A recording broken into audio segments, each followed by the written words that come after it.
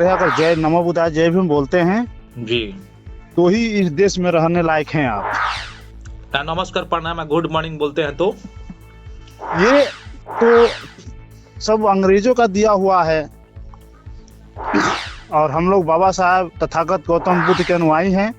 हम लोग उन्हीं के अनुयायी के अनुसार पर चलते हैं और तथागत गौतम बुद्ध और बाबा साहब के दिन या सुबह या जो भी कहिए होता है और इन्हीं के नाम से हम लोग का दिन और रात कटता रहता है। हेलो। हाँ हेलो जी, हमारी बात जिलाध्यक्ष से हो रही है, बलिया जिला, उत्तर प्रदेश। जी, मैं भीम आर्मी बलिया से बोल रहा हूँ। सोनू टाइगोर नाम है हमारा। सादर नमो बुद्धाय जय भीम। जी नमस्कार नमस्कार नमस्कार। सादर नमो बुद्धाय जय भीम। अरे जी, जय भीम मतलब कि बोलना ही है, नमस्कार भी बोला जाता है। नहीं, हम बाबा साहब के अनुयायी हैं और हम लोग जो भी बात होती है हम लोग जय भीम से ही स्टार्ट करते हैं। नमो बुद्धाय जय भीम से ही स्टार्ट करते हैं। अच्छा, और अध्यक्ष जी, हम जानना चाहेंगे जी कि जय भीम के क्या मतलब हुआ कि जैसे आपने हमको ऑब्जेक्शन लगा दिया कि जय भीम बोलिए, नमस्कार बोले, तो जय भीम का मतलब क्या हुआ? ये तथागत गौतम बुद्ध का देश है और सबसे पहले सादर नमो बुद्धाय जय भीम बोलना अनिवार्य है। अगर जय नमो बुद्धाय जय भीम बोलते हैं जी तो ही इस देश में रहने लायक हैं आप। नमस्कार, प्रणाम, गुड मॉर्निंग बोलते हैं तो ये तो सब अंग्रेजों का दिया हुआ है और हम लोग बाबा साहब तथागत गौतम बुद्ध के अनुयायी हैं।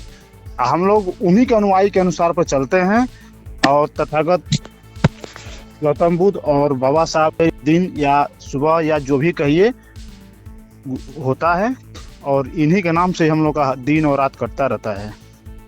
जी ठीक है। तो अब हमारे पूरे चैनल के तरफ से, हमारे पूरे सीसीटीवी न्यूज चैनल के पूरे टीम के तरफ से सादर नमो बुद्धाय जय भीम। आपको भी, आपके पूरे चैनल को, एक एक पदाधिकारी हो, सबको हमारे तरफ से सादर नमो बुद्धाय जय भीम। जी अध्यक्ष जी, ये पूछना था कि अभी यूपी का क्या माहौल है? लगातार देखा जा रहा है कि आजाद समाज पार्टी का अध्यक्ष, राष्ट्रीय अध्यक्ष और भीम आर्मी के फाउंडर चंद्रशेखर आजाद जी पूरा उत्तर प्रदेश में, पूरे इंडिया में उनका वजह से पूरा इंडिया एक्टिव है। हमेशा उन्हीं का खबर चलते नजर आ रहा है, सोशल मीडिया से लेके टीवी न्यूज चैनल पर। क्या वहाँ उत्तर प्रदेश का खबर है, माहौल है? देखिए, माहौल तो मैं बता दे रहा हूँ, लेकिन आप जो बात कहे उसमें एक त्रुटि हमको दिखी। चंद्रशेखर आजाद जी फाउंडर नहीं है, हमारे भीम आर्मी के संस्थापक है और आजाद समाज पार्टी के राष्ट्रीय अध्यक्ष है। हमारे भीम आर्मी के राष्ट्रीय अध्यक्ष माननीय विनय रतन सिंह जी है। और आपका ये सवाल हो गया, और ये सवाल था कि उत्तर प्रदेश में हमारे आजाद समाज पार्टी के राष्ट्रीय अध्यक्ष और भीम आर्मी के संस्थापक जी उत्तर प्रदेश में हमेशा दिखते हैं। जी तो उत्तर प्रदेश में ही नहीं, जी पत्रकार महोदय, मैं आपको बता देना चाहता हूँ कि उत्तर प्रदेश में ही नहीं, भारत के ऐसा कोई कोना नहीं है कि कहीं दलित के साथ अत्याचार हो, अन्याय हो, तो हमारे राष्ट्रीय अध्यक्ष, आजाद समाज पार्टी के राष्ट्रीय अध्यक्ष एडवोकेट चंद्रशेखर आजाद जी वहाँ न पहुंचे। अच्छा, ये बताइए कि जैसे आप कह रहे हैं कि दलित के साथ अत्याचार ना हो तो वहाँ पर नहीं पहुंचे, तो क्या अगर किसी ओबीसी कम्युनिटी के साथ अत्याचार हो गया, चाहे जनरल कैटेगरी के लोगों के साथ अत्याचार हो गया, तो वहाँ चंद्रशेखर जी नहीं पहुंचेंगे? एकदम पहुंचेंगे।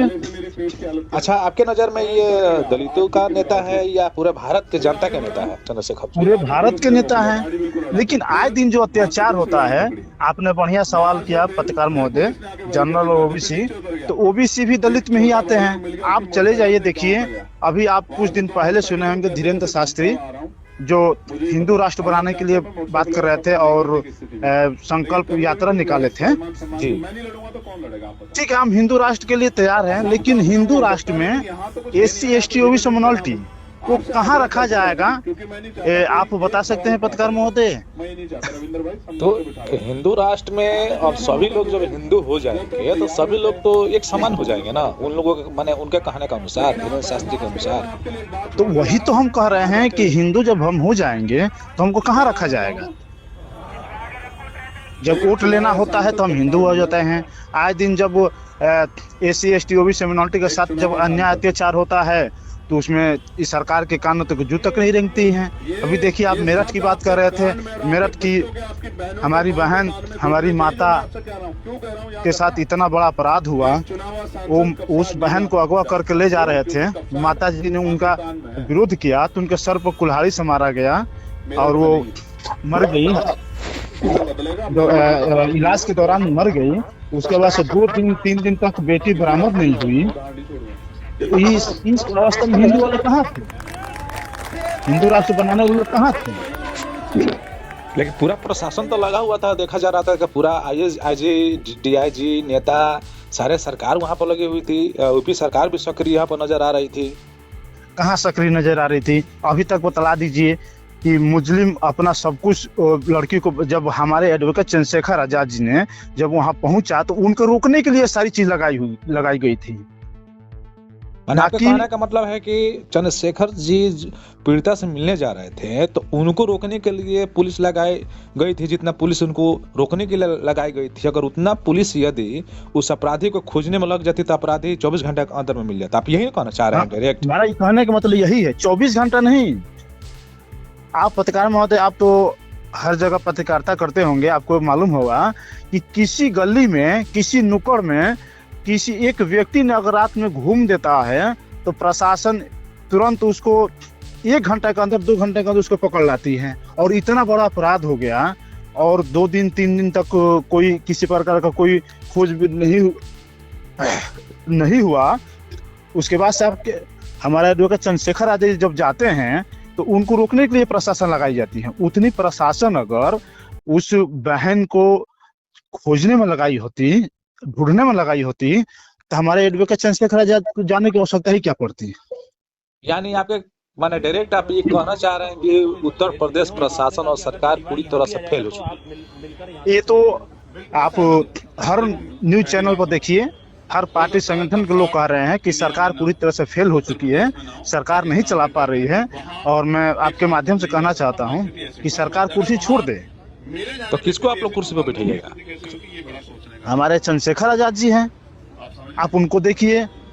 अगर कहीं भी किसी भी समाज के हो, अगर किसी के साथ भी अत्याचार हुआ है, उनके लिए वो डट के खड़े नहीं हुए हैं। रोड देखिए, उनका संघर्ष देखिए आप, रोड से लेकर सदन तक किसके लिए संघर्ष नहीं कर रहे हैं। ऐसे नेता की आवश्यकता है हमारे देश में, ना कि जातिवाद फैलाने वाले ऐसे नेता की आवश्यकता नहीं थी। आप ये कहना चाह रहे हैं अध्यक्ष जी कि चंद्रशेखर आजाद आज के दौर में कल का मानवर कांसी राम है? हाँ, मानवर कांसी राम साहब के रूप हैं।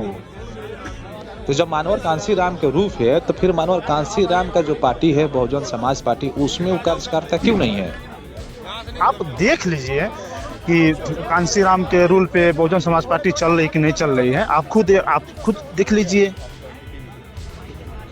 वो तो देखा जा रहा है भीम आर्मी तो काफी सक्रिय रहती है और बाबा साहब डॉक्टर भीमराव अम्बेडकर की विचारधारा को लेकर काफी सक्रिय रहती है और संविधान के अनुसार चलती है। तो सभी लोग देख रहा है, सोशल मीडिया के माध्यम से सारे लोग देख रहा है, न्यूज चैनल पर भी देखा जा रहा है। लेकिन ये बताइए कि जो मेरठ वाला जो घटना था, क्या उसको विस्तार से थोड़ा सा बता पाइएगा और इसमें आपका क्या रोल रहा है अध्यक्ष जी, क्योंकि अभी उत्तर प्रदेश के रहने वाले हैं, आपका क्या उसमें रोल रहा है, थोड़ा सा उसको विस्तार से बताइए, क्योंकि इसमें पूरे भारत की जनता आपकी रिकॉर्डिंग सुन रही है और मैं इस रिकॉर्डिंग को वायरल कर रहा हूँ।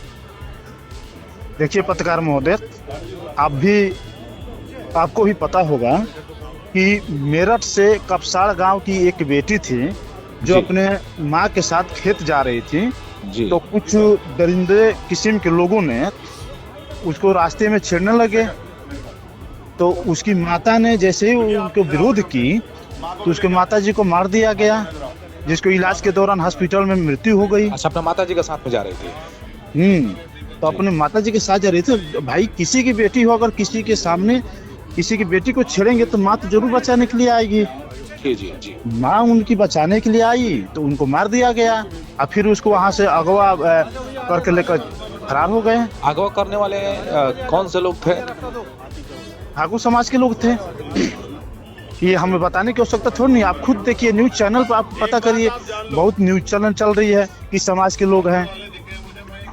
अगर हम डायरेक्ट बताते हैं, अगर हम डायरेक्ट बताते हैं कि इस समाज से हैं तो हो सकता है कि उस समाज के लोगों को दुख हो, लेकिन आप देख लीजिए कौन से लोग हैं वो। तो क्या एफआईआर हुए, क्या ये दोषी पकड़ाए?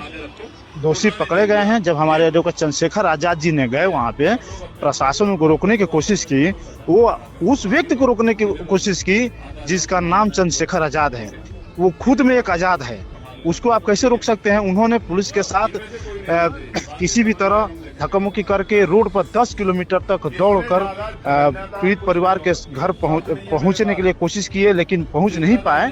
लेकिन मेरठ तक वहां पहुंच चुके थे और दौड़ के किसी के गाड़ी पर बैठकर किसी भी तरह वहां पहुंचे। अब बताइए, एक पीड़िता से मुलाकात हुआ उनको? चंद्रशेखर आजाद जी को पीड़िता से मुलाकात हुआ?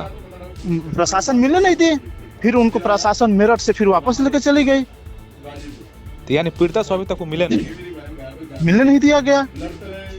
तो मिलने के लिए गए थे ना। एक चंद्रशेखर आजाद को आखिर में क्यों नहीं मिलने दिया गया?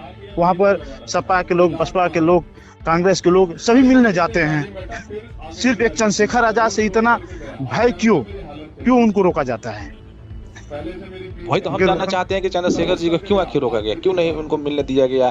क्या प्रशासन को उनसे डर है कि वो जाएंगे तो काफी युवाओं में जज्बा आ जाएगी, युवाओं में आक्रोश पैदा हो जाएगा, आर पार की लड़ाई हो जाएगी, या सरकार डरती है, वहाँ का प्रशासन डरती है चंद्रशेखर से? चंद्रशेखर आजाद एक नाम नहीं, चंद्रशेखर आजाद एक ब्रांड है। और जब वो ब्रांड कहीं चलते हैं तो उत्तर प्रदेश की सरकार और उत्तर प्रदेश की पुलिस के अंदर भय हो जाता है। तो चंद्रशेखर जी को कब तक रोका जाएगा? उनको कब तक संघर्ष करेंगे? क्या उनको आप लोग मुख्यमंत्री के रूप में ला रहे हैं, कि प्रधानमंत्री के रूप में ला रहे हैं, कि कानून मंत्री के रूप में ला रहे हैं? चंद्रशेखर आजाद जी को प्रधानमंत्री बनाएंगे हम लोग जी। पूरे भारत के लोग, पूरे इंडिया के लोग ये प्रण कर चुके हैं कि चंद्रशेखर आजाद जी को मुख्यमंत्री बनाया जाएगा। और जब मुख्यमंत्री बनेंगे तब जाके इस देश की हालत और जो न्याय कानून व्यवस्था है तब जाके सुधरेगी। अभी ऐसे नहीं सुधरेगी। अभी न्याय कानून व्यवस्था आपके अनुसार ठीक नहीं चल रहा है? कहाँ चल रहा है? अगर न्याय कानून व्यवस्था सही चलता तो आप देखिए, एनसीआरबी का डाटा उठाकर देखिए आप, ऐसा कोई दिन नहीं होता होगा कि जिसमें एससी एसटी ओबीसी माइनॉरिटी दलित के साथ, बहन बेटी के साथ रेप नहीं हुआ हो, किसी भाई को मारा नहीं गया हो, किसी को भाई को डायरेक्ट गोली ना मारा गया हो। ऐसा कोई दिन बता दीजिए कि आए दिन अत्याचार और मर्डर नहीं हो रहे हैं। तो अध्यक्ष जी, आप ये बताइए कि आज के डेट में अभी भीम आर्मी क्या कर रही है? मेरठ के जो घटना है उस घटना को लेकर कहां तक पहुंची है, कहां तक वहां का प्रशासन सक्रिय है, ये जानना चाह रही है भारत की जनता आपसे। देखिए, मीडिया के माध्यम से ये पता लगा है कि जो उसको अगवा किए, उस बहन को जो अगवा किया था जी, उसको प्रशासन जेल में भेज चुकी है और लड़की बयान दे चुकी है कि हमें डरा धमकाकर और हमको यहाँ से लेकर गया था। ये सारी बयान दे चुकी है। तो क्या आपने लड़की से जाकर आपने मिला? जैसे कि आपने कहा कि चंद्रशेखर आजाद जी को उनसे मिलने नहीं दिया गया, तो देखे ही नहीं, विनय रतन भी नहीं मिल पाए, आप भी नहीं मिल पाए, तो किस आधार पर आप कह रहे हैं कि वास्तव में वो लड़की बरामद हो चुकी है, वास्तव में वो बयान दे दी है और वास्तव में जो मुजरिम है वही पकड़ा है कि दूसरा पकड़ा है?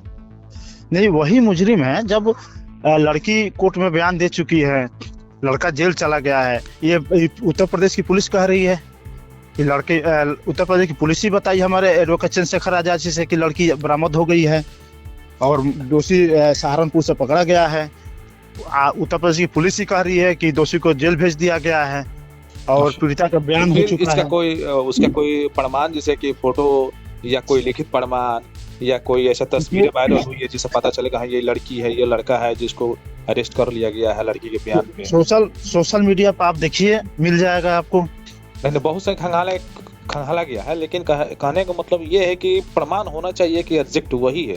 क्योंकि एक तरफ हो भीम आर्मी आजाद समाज पार्टी कहती है कि उत्तर प्रदेश के प्रशासन और सरकार जो है निष्क्रिय है, कार्य नहीं करती है, तो फिर दूसरी तरफ भीम आर्मी आजाद समाज पार्टी के कार्यकर्ता उत्तर प्रदेश सरकार और उसके प्रशासन को कैसे विश्वास कर सकती है बिना प्रमाण के कि वास्तव में वो लड़की मिल चुकी है और वास्तव में जो मुजरिम है, जो अपहरण किया था, वो पकड़ा चुका है, जेल चला गया है? किस आधार पर आप उसको कंफर्म कर सकते हैं?